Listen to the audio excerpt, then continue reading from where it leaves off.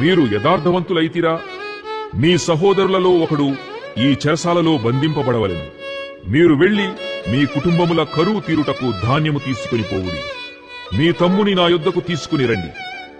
అట్లు మీ మాటలు సత్యమైనట్టు కనబడును గనుక మీరు చావరని చెప్పెను.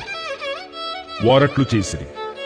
అప్పుడు వారు, నిశ్చయముగా మన సహోదరుని ఎడల మనము చేసిన అపరాధమునకు శిక్ష పొందుచున్నాము. అతడు మనలను బతిమాలుకొనినప్పుడు అతని వేదన చూచియు వినకపోతిమి.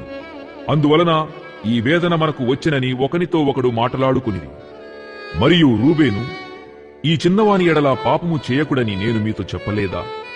అయినను మీరు వినరైతిరి గనుక అతని రక్తాపరాధము మన మీద మోపబడుచున్నదని వారికుత్తరమిచ్చెను. అయితే ద్విభాషి వారి మధ్య ఉండెను గనుక తన మాట యోసేపు గ్రహించెనని వారు తెలిసికొనలేదు. అతడు వారి యొద్ద నుండి అవతలకు పోయి ఏడ్చి మరలా వారి యొద్దకు వచ్చి వారితో మాటలాడి వారిలో షిమ్యోనును పట్టుకొని వారి కన్నుల ఎదుట అతని బంధించెను.